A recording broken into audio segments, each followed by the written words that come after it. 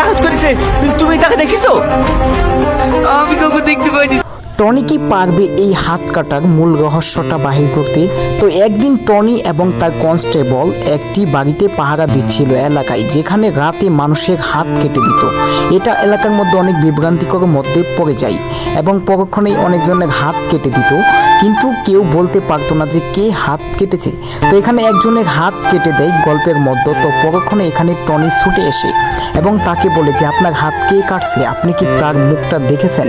কিন্তু সে বলে যে আমার হাতটা কে কেটেছে আমি এটা কোনোভাবেই দেখিনি।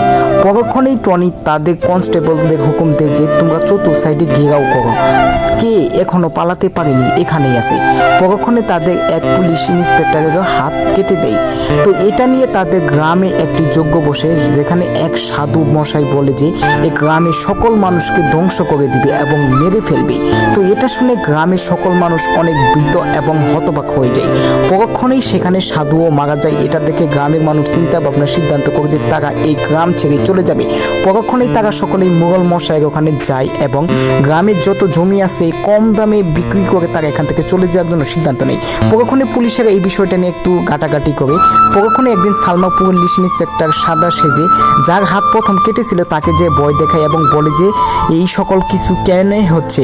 পরক্ষণে সে সব কিছু খুলে বলে এই সকল কিছু মোগল মশাই চক্রান্ত ছিল। পরক্ষণে মোগল মশাইকে ধরে নিয়ে জেলখানায় নিয়ে যাওয়া হয় এবং গ্রামবাসীর সামনে তাদেরকে নিয়ে এসে সকলের সামনে তাদের মুখ খুলে দেওয়া হয় এবং পরক্ষণেই তাদেরকে গাছের সাথে বেঁধে তাদের সব কিছু স্বীকার করে উচিত বিচার দেওয়া হয়।